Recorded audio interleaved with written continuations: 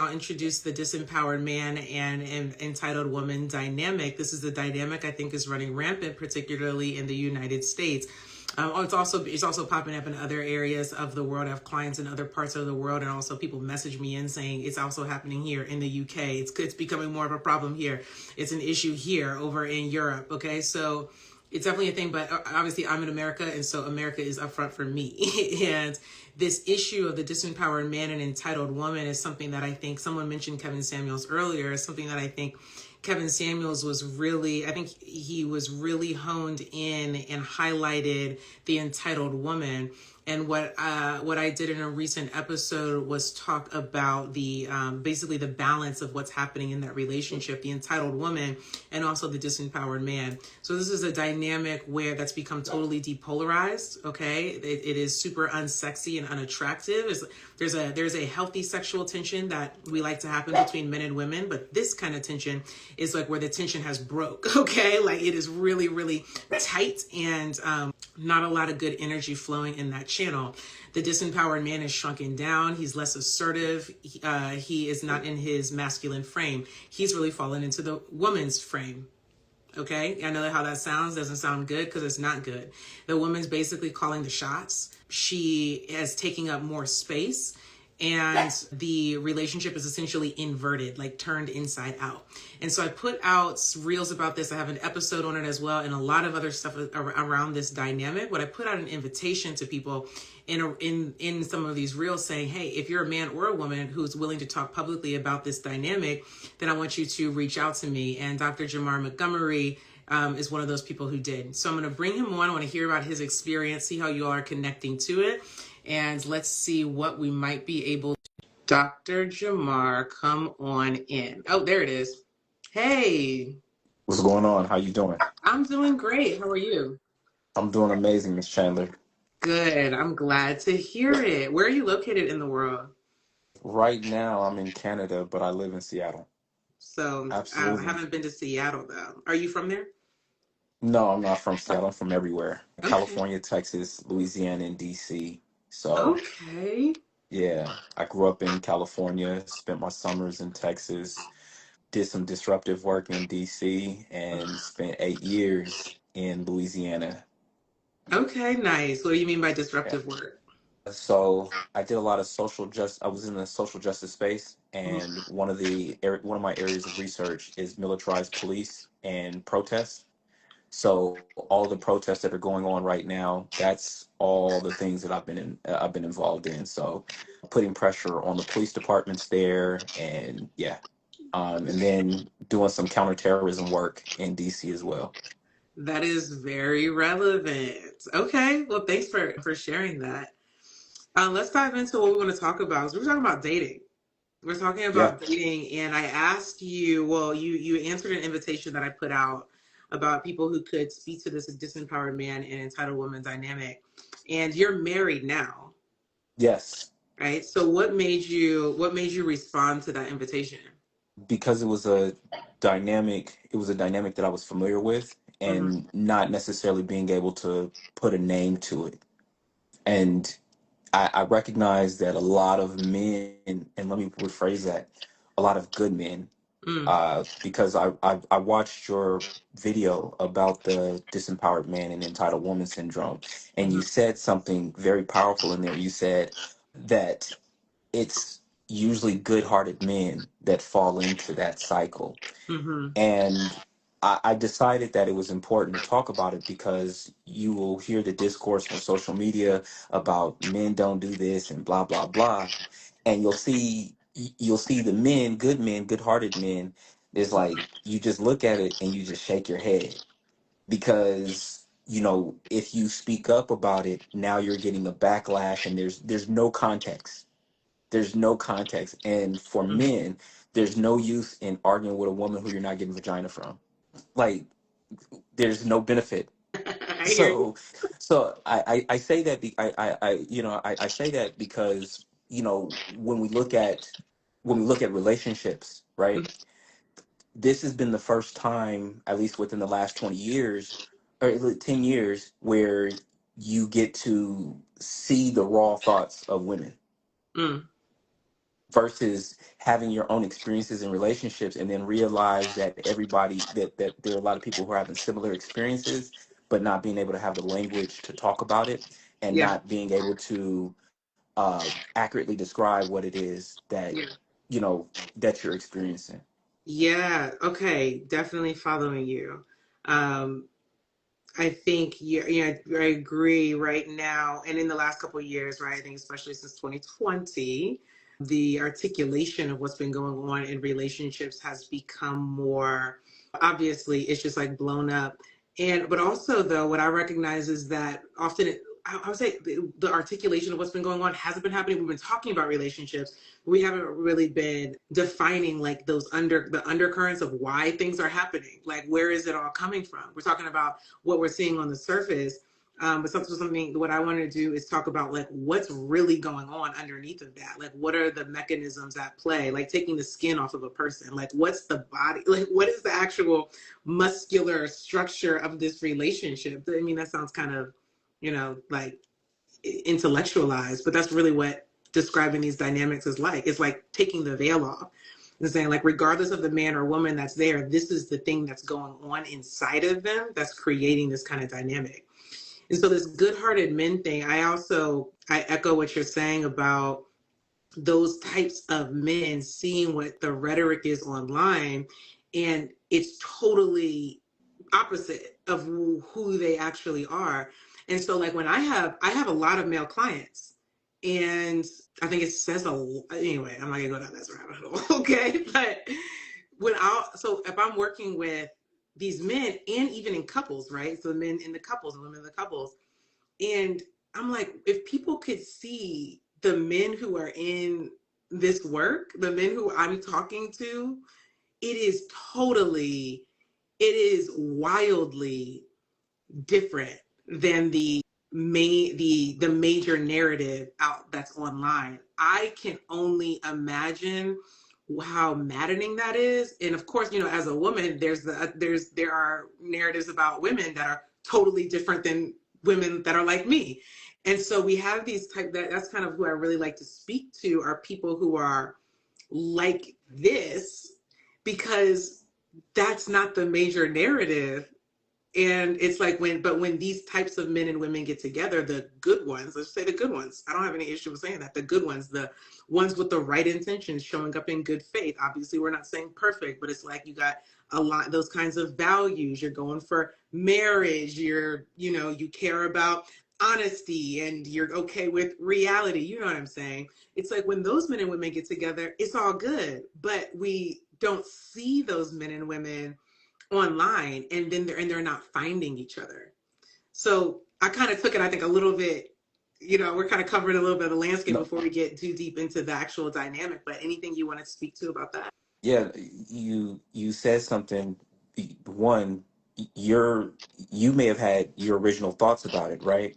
But now being an objective observer, you're like, what I'm seeing, what I'm seeing written in the discourse versus what you're actually experiencing is totally different, right? Mm-hmm. And you as a clinician, you have to take an objective look. Mm-hmm. You have to take an objective look at those things. And now it's like, goodness gracious, are folks delusional? Or are folks committed to their own narrative, or committed to only seeing things through this not even lens, but only from this particular perspective? Mm-hmm. And I would say that it's a result of That's a lack big. of empathy and a lack of awareness. Mm-hmm. Because if you think that you're the only you're the only person that wrong things can be done to, Mm-hmm. then you totally miss that you can actually be the person doing the actual wrong. Well said. Well Yeah. said. Well said. It's similar to something that and then I'll ask you about your experiences dating, but I'll say it's similar to something I say about, like, if someone is unable to self-reflect, they're unable to change. Like, anyone who is unwilling to look at themselves, you're at a total loss, because that's we can only change something we even are aware of needs change. Like, so if we're not willing to look, then you're essentially you're behind the line before the race even starts. So Yep. I definitely feel what you're saying. So you're married now, but you're familiar with the dynamic. So what should we talk about? Do you have a general experience that we should go into, or is there a particular relationship that you had in mind when you responded to that invitation? Yeah, there's a specific relationship that I have in mind. Previous relationships, and even while you're trying to figure out, marriage, Hmm. right? You can fall into that dynamic and not realize it. And what Yeah, happens is talk about that. is you what happened to me? The one thing that you're trying to do as a good man is you want to make your woman happy, Hmm. Hmm. right?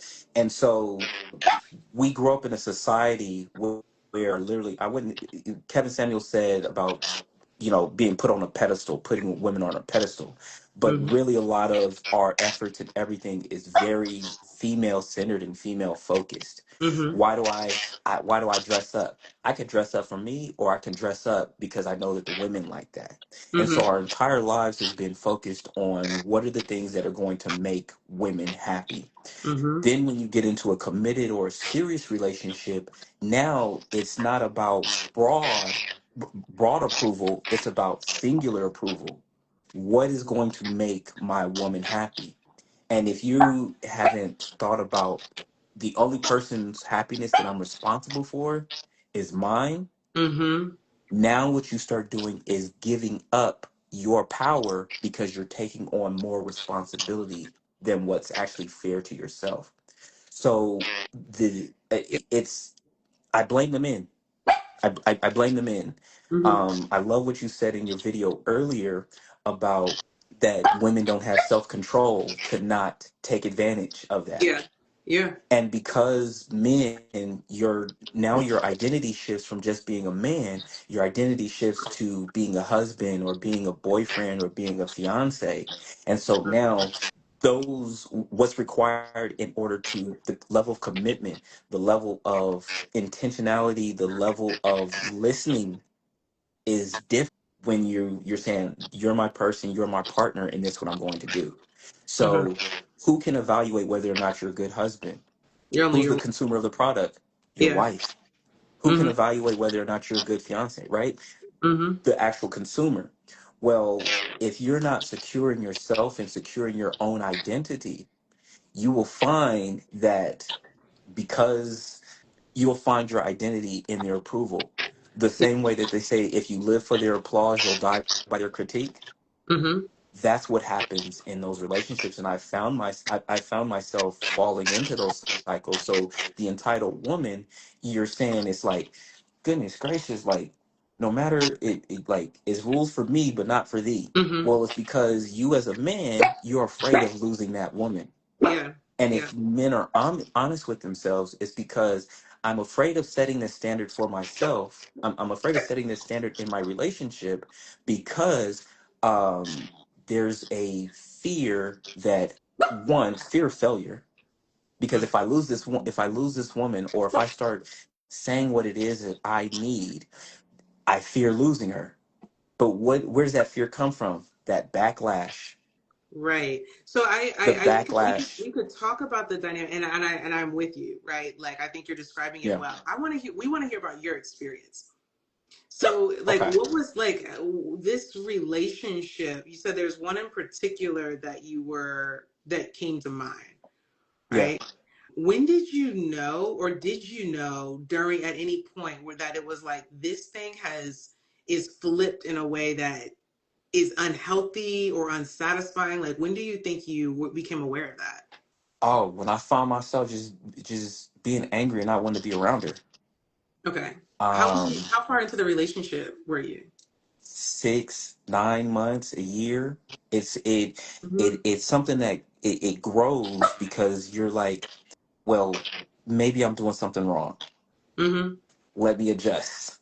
Hmm.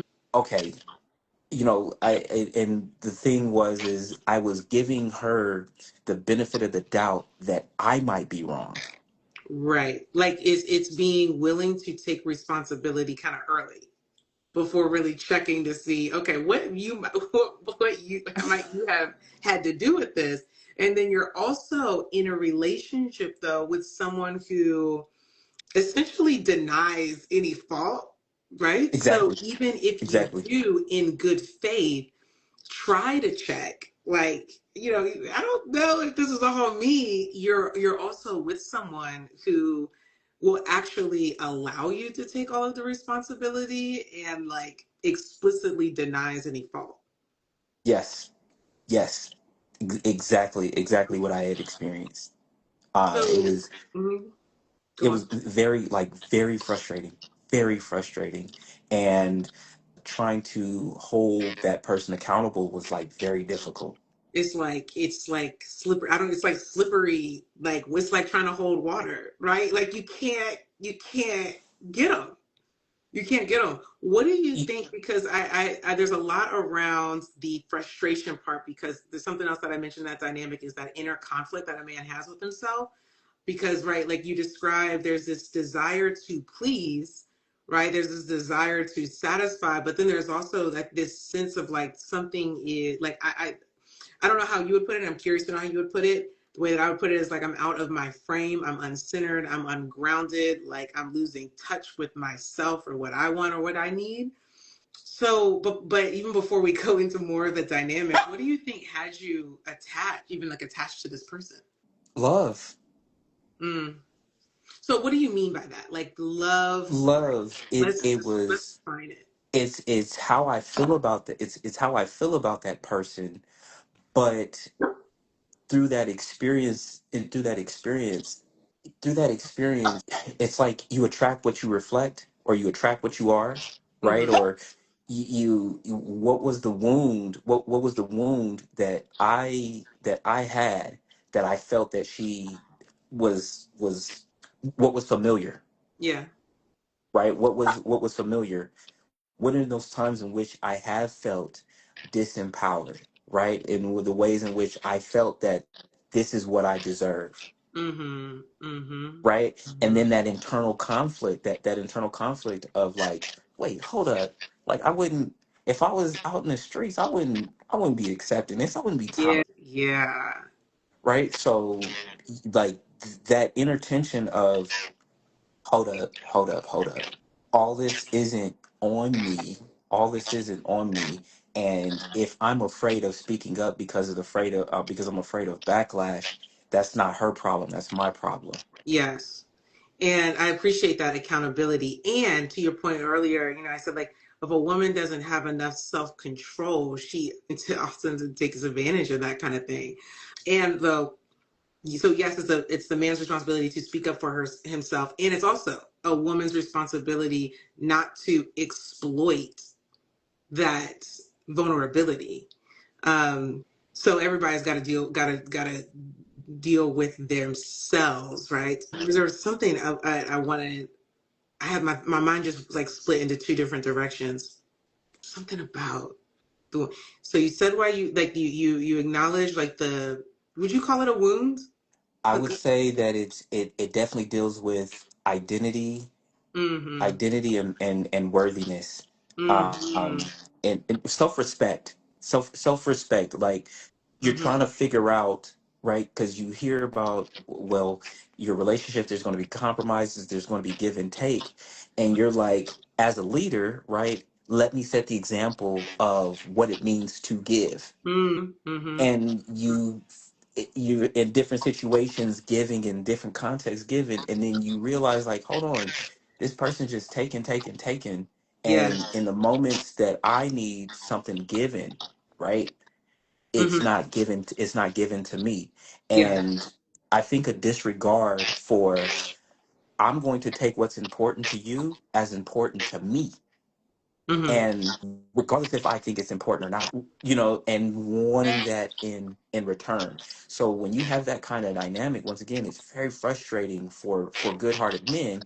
And then, there's something that you will hear as a guy, is man guilt, right? You don't hear about men leaving women. Mm-hmm. That's not often that you hear about men leaving women. So in that sense, it's like, one, if you do leave that relationship, I was too weak to not deal with whatever it is I was dealing with. Yeah, I would in my the video I'm gonna put up with Kim and Dimitri, somewhere in there it came up. about, it was towards the end where I said, we're going to talk about this, where men have a much different sense, usually, right? Gotta say, not all the time, but often men have a different sense of duty and responsibility to their in service to the relationship that is often very different from a woman's. I think especially, I'm going to add, y'all, now I know not everybody's going to like this because some people like me up until I start talking about spirituality. I think often when like faith is not shared, or if there's not like a higher level of accountability and a sense of order, you're even more unlikely to get to have a similar sense. And I think that men just naturally have a higher sense of that, even when both people have that sense of order and structure and even want to live that way. I think that men just more often than not have a higher sense of duty and responsibility. And I think that that's for a reason, to be honest. So this is The really. consequences of violating that hierarchy are higher for men. Mm-hmm. They're real and they're immediate. Yeah. Versus what I see with women it's very, you don't see the you respect the hierarchy. I can tell that you may not like me, but you respect the hierarchy. So meaning that there's a set of rules that are established regardless of who's in that position. And we Mm-hmm. find, like, I think that's when men violate that hierarchy, there are immediate consequences and repercussions that we have to deal with. And I don't think it's the same for women. Just the interpersonal dynamics amongst women. And so, for men, we see it's like we see women as illogical men, illogical and emotional men, and whereas women might see men as misbehaving women. That's an interesting way to look at it. I want to say this before we move on to more of this dynamic of what you saw in this relationship. First, I'll say this little side note. You mentioned kind of like this generous man, right? And so I see that a lot with some of the men that I work with, because there are particular types of people, and with this particular type of person who sees themselves as generous, dutiful, wants to take care of people like sincerely, okay? Like really identifies with provider, not just as a title, but really like in his essence. That without boundaries is incredibly problematic. And one of the things that men have to, if they want to change this kind of dynamic, is they have to be able to hold. I'm gonna let my dog. Coco is really bothering me right now. Go ahead, Coco. She hears Austin out there, so I've had enough of the noise. You have to be able to. How do you hold that identity and those really positive qualities and have boundaries? And that's a really important thing. I think a lot of people understand that conceptually, but have a hard time actually walking that out. And of course, ladies, we can say the same thing, but right now we're talking about men, okay? Because I have a man on screen. And if you're a lady that wants to talk about this, you're absolutely welcome to join the live and we can talk about the ladies, okay? But we're talking about men right now, so that's how we're going to frame it. But healthy relationship principles apply to everybody, just for the record. But men who are generous and dutiful have to also be able to have those boundaries, and it doesn't mean reducing your generosity. I think it's about like mitigating it. It's being more conscious about it. It's being more intentional about how those parts of you are showing up in the world. I'll also say this little point here, and then I'm going to come back to you. For everybody, y'all, for everybody, I want y'all to know this, that a healthy woman, a healthy, secure woman, okay? Already, that's going to narrow it down the whole lot, okay? Because say the same thing about men, y'all. But a healthy and secure woman, I am telling you, you can believe me or not. If you don't believe me, it's just because you never had it. But a healthy and secure woman is not going to let you burn out like that. Because she will not accept, she won't accept, like, she won't accept you draining yourself out like that. She won't accept you bearing excess load like that. She's going to help to correct the imbalance. Is there anything you want to say about that part, about the healthy and secure woman part, before we go a little bit more into the relationship? It it's once again is awareness and empathy, right? And when you say about that, a woman's not going to allow you to burn out, it's once again taking responsibility for, oh my goodness, like, oh, you knew he was cheating, but you didn't know he was unhappy and struggling. You didn't Mm, know that. Your intuition told you that, because what it is a person that is healthy is recognizing the areas of emptiness in their lives, and is looking for the at the right sources to fill up those voids or those pieces of emptiness. mm, And to put all of that on your partner is actually very unfair and actually unhealthy. yeah. Like, that's the reason why we have community, because there's certain the only person pouring into you can't just be your husband, or it can't just be your wife. That Mm-hmm. can't just be the only person that's pouring into you. Why? Because the level of presence, that level of presence and patience that they have in order to be able to help you sort out what's going on with you, well, they still also have their own emotional That's and right. mental load that they're dealing with. That's right. That's right. That's right. That's right. We got to talk more about it. So let's go. Let's zoom back into this relationship that you were in. How long did the whole relationship last? When we're talking about that dynamic, unhealthy dynamic. 2.5, 3 years. Okay. And so you said about like month nine is starting to get frustrating. Yeah. Okay. Okay. Then you were y'all ever living together at any point? Yeah.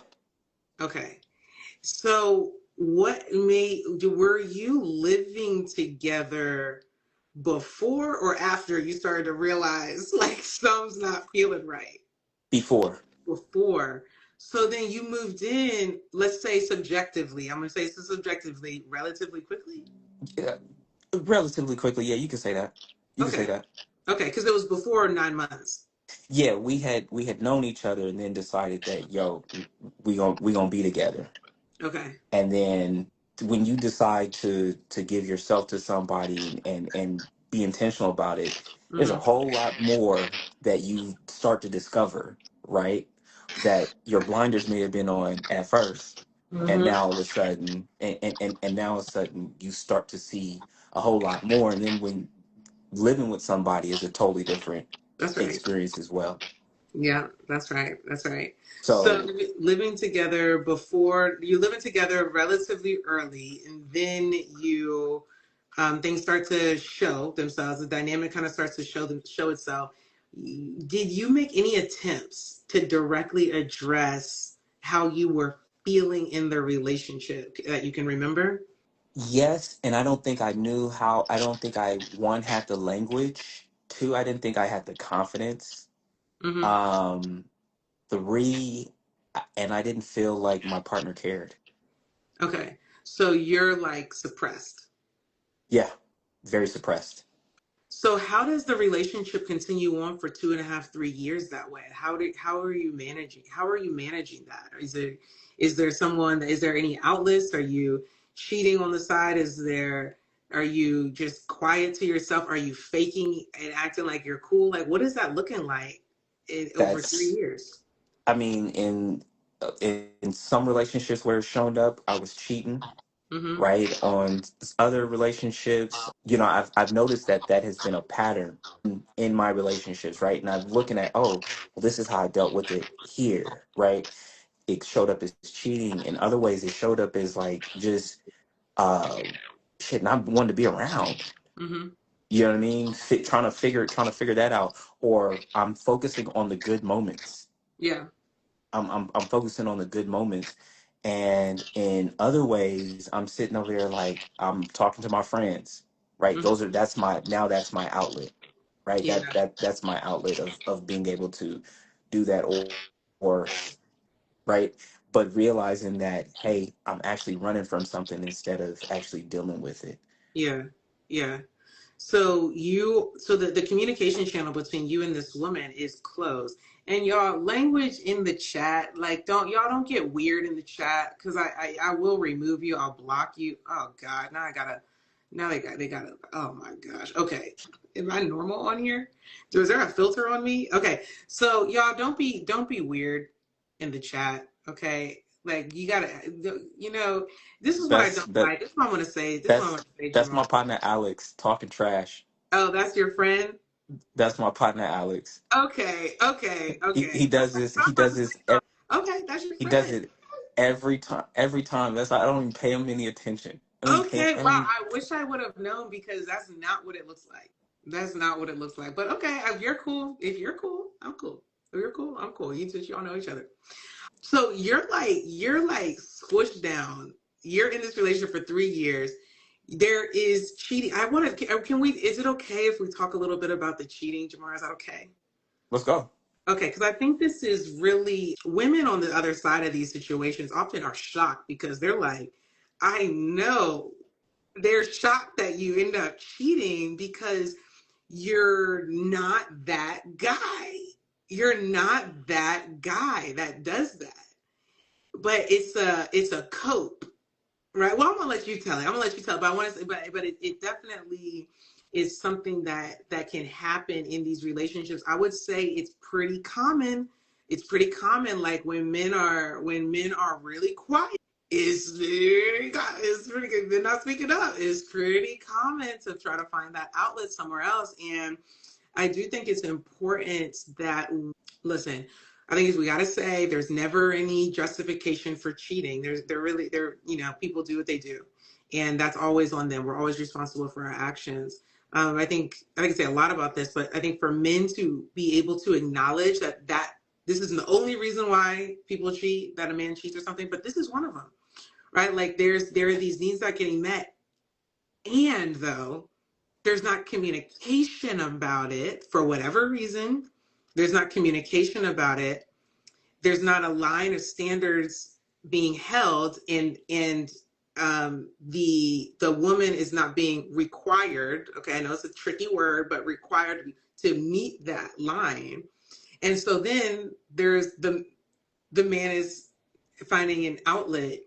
So can you speak to that kind of in a nutshell, like about why that happens from it, like from your shoes? Absolutely.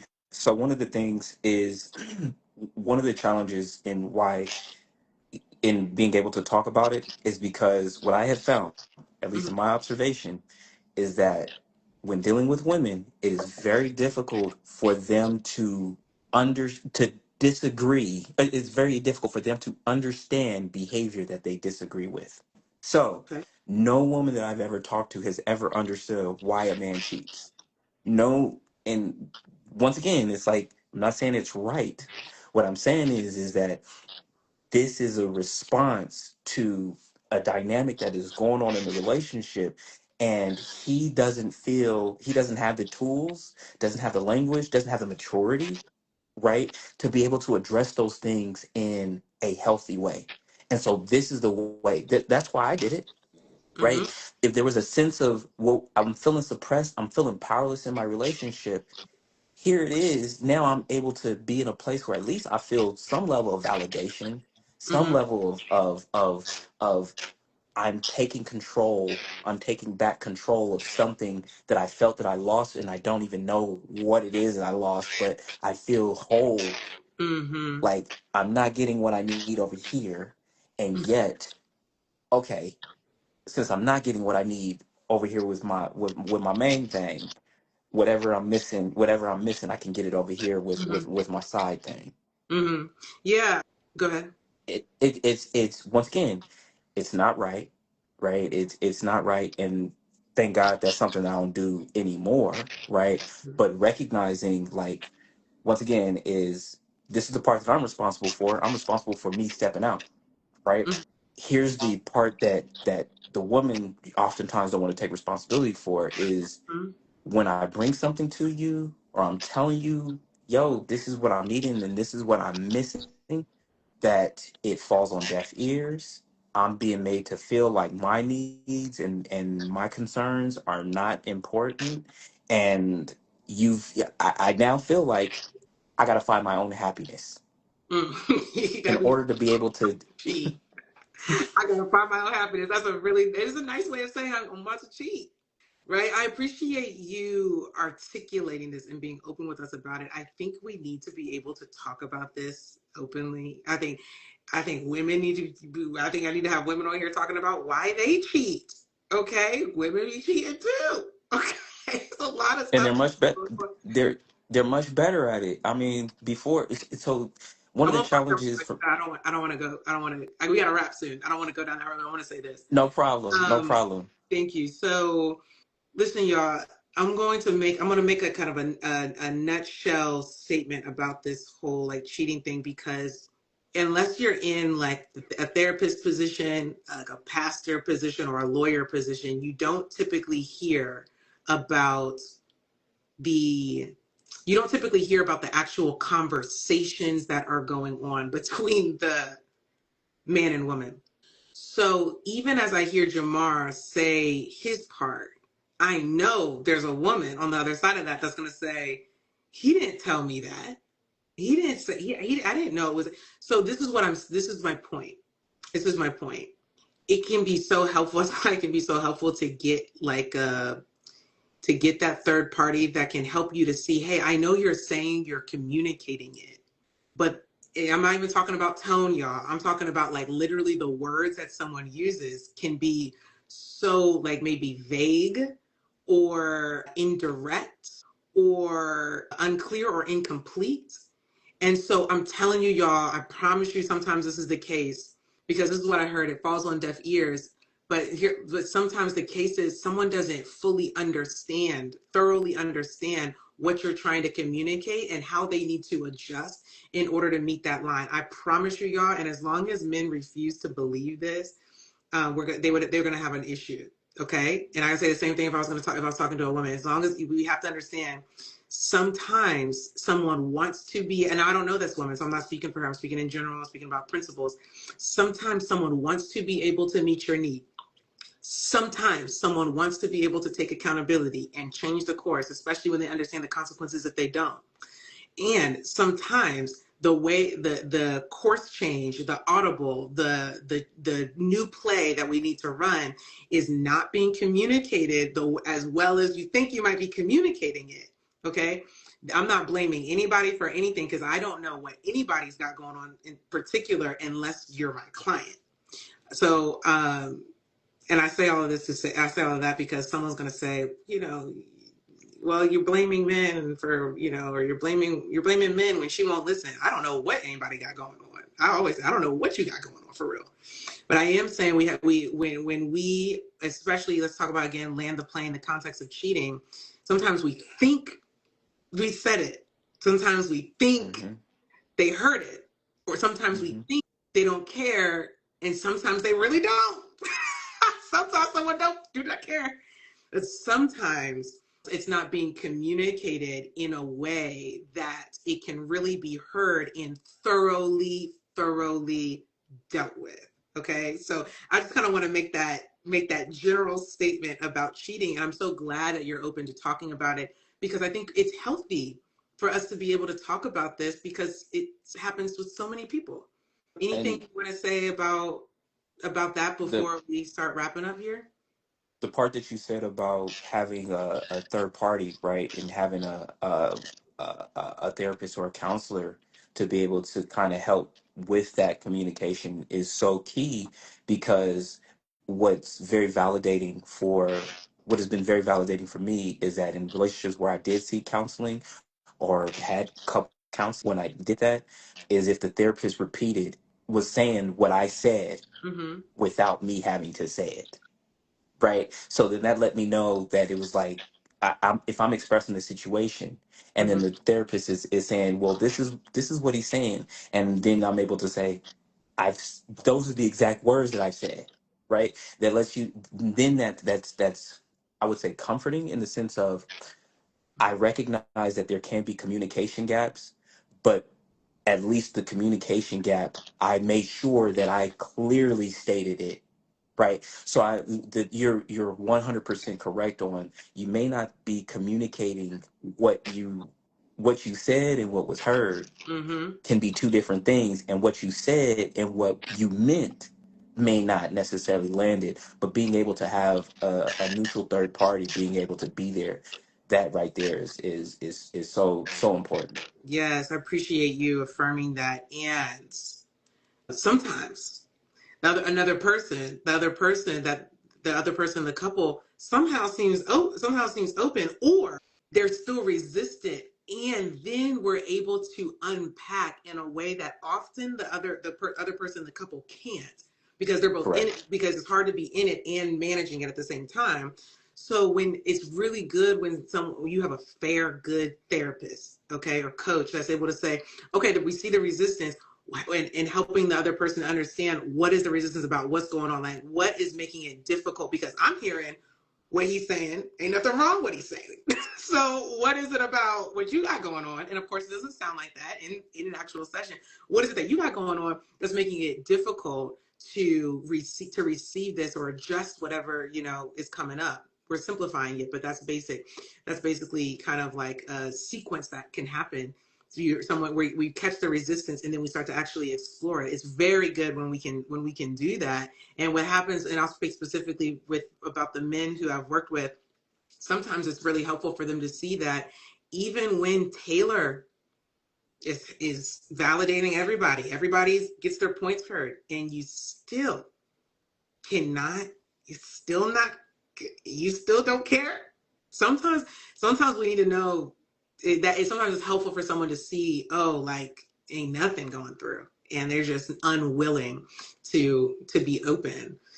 So, when it comes to cheating and stuff, a lot of people use that as a trump card. I don't take that stance. I think that that is a lot of good information when someone is telling you that they're thinking about cheating, or when someone actually cheats. I'm not saying that anybody should stay for anything. Again, I don't know what anybody got going on. I do think, though, there is such good information around cheating, because it's going to tell, there's a lot of good information about what somebody needs, and even if they can't articulate it yet, there's something there that could change the whole course of the relationship. But often people, man or woman, are so triggered by the betrayal, understandably so, so is so upset by the betrayal that they don't want to be curious about the action. They don't want to be curious about the offense. I get it.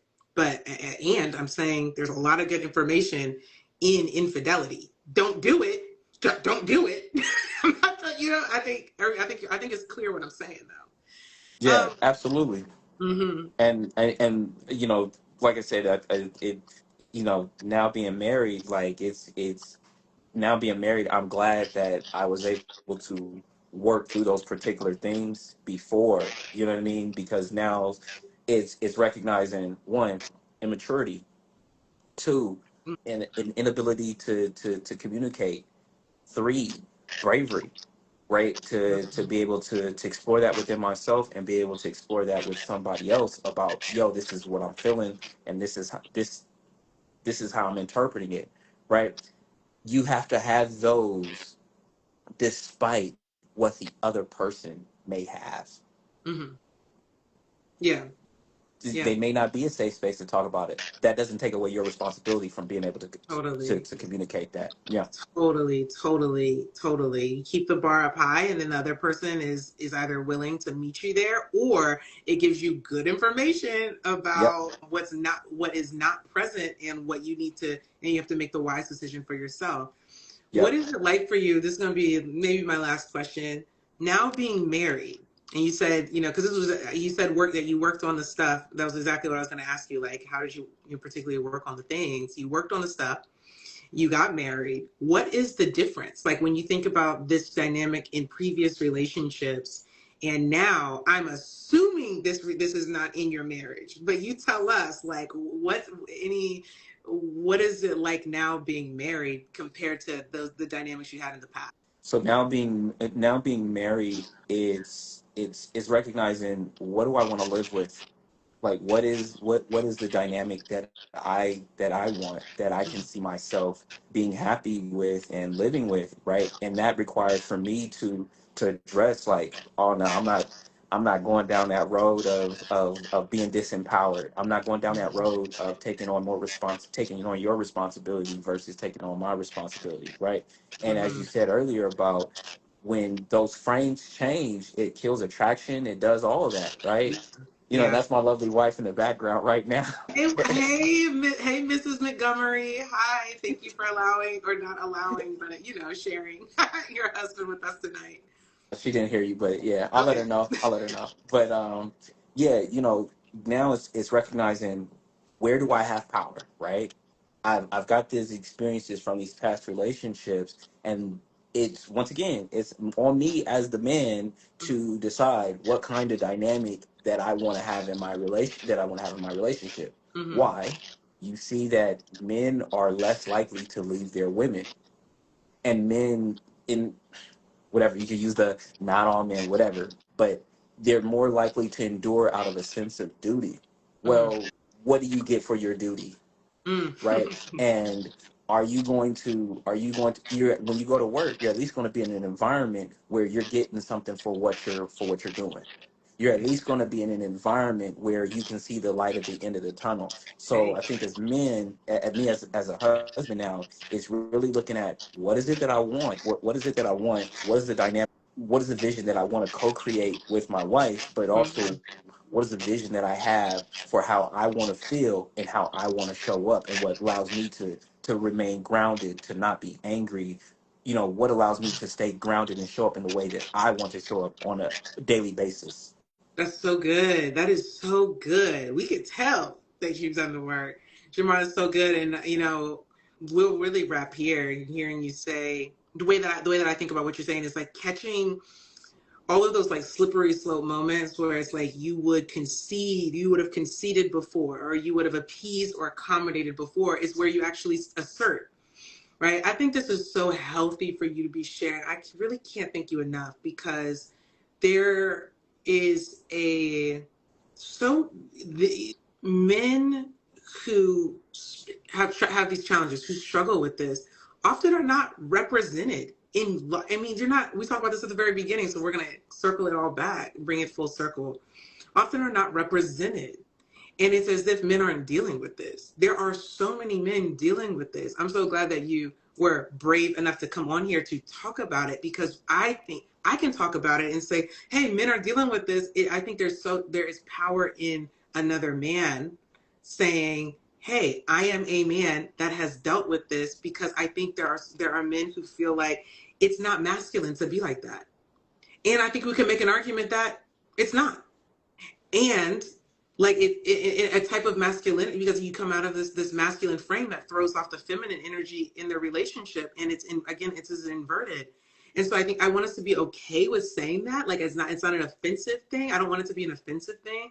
I want us to just be able to kind of call it reality, and so that hopefully more men who are experiencing that can understand that they are far, far, far, far from the only ones, and there are different types of men in the world that have different challenges. And so this is huge. Men who actually have had challenges speaking up, who need to be more assertive, who need to learn how to recognize the signals in their bodies when it's like, I'm slipping into you and I'm not holding myself. So I just think that there's so much in this conversation, and I'm confident that there are going to be men who hear this, that it's going to help them to take the step forward to do the kind of work that they need to do to get the kind of results personally and relationally similar to what you got, right? So I think that that's really, really helpful and powerful. So I really thank you for sharing everything and being so open with me tonight, and having this up here for us all to hear and see. Anything you want to end with? Yeah. So the fear of men is feeling weak, looking weak, feeling weak. And when you fall into that dynamic, it's, now I have to sit with myself of that I feel weak, and that I also feel less than, because I feel that my woman sees me as weak because look at how she's also treating me, right? And part of taking that power back, as a man, is being able to admit that to yourself, and admit that to your trusted circle, right? Where you can say that, because then you're correctly diagnosing the problem. Mm-hmm. This is what's happening. This is what I feel. I feel weak.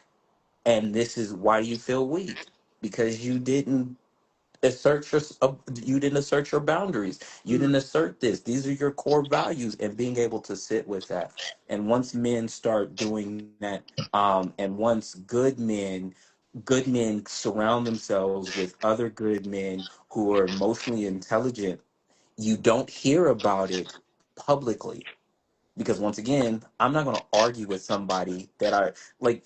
I'm already dealing with a woman that at times I feel doesn't understand. Why would I argue with a random and know that you don't understand, right? Yeah. So I just want to encourage men to really sit down and be honest with themselves about how they're feeling. And once you are able to identify what you're actually feeling, you now can give yourself a different narrative and different perspective on how to move forward. We'll end right there. Thank you so much, Dr. Jamar Montgomery. Certainly appreciate you. We'll stay connected and I hope everybody has a good night. Bye, Well, y'all. I'm looking forward to calling you Dr. Chandler. So you do that. It was pleasure Oh, speaking with you. PhD. Okay, I gotta go, y'all. Bye.